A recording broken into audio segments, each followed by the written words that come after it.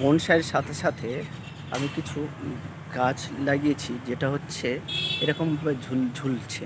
এটা অপূর্ব একটা সুন্দর শোভা পাচ্ছে। এবার অ্যাডিনিয়ামকে আমরা এইভাবে কাটার পরে পুরো এভাবে পুরো ভাগটা আমি কেটে দেওয়ার পরে এখন এই প্রচুর এইভাবে পেয়েছে বেরিয়েছে। এবার প্রচুর ফুল আমরা একসঙ্গে পেতে পারি। দেখতে পাচ্ছেন এই অনেকগুলো একসঙ্গে এই অ্যাডিনিয়ামটাকে আমরা জাস্ট এইভাবে কাটা হয়েছে। এই নিয়মটা এইভাবে জাস্ট কাটা হয়েছে। কাটার পরে এখান থেকে অনেকগুলো বেরিয়েছে এবং আমি সাথে সাথে পাশে এগুলো এই গাছগুলো ছোটো ছোটো গাছগুলো লাগিয়ে দিয়েছি। এটার পরে কী হবে, এটা যখন ঝুলছে এরকমভাবে যখন ঝুলছে, এটা আরও সুন্দর শোভা পাচ্ছে। এইভাবে এটা কাটার পরে অনেকগুলো ডাল পশা বেরিয়েছে এবং অনেক ফুল আমরা একসঙ্গে পেতে পারি।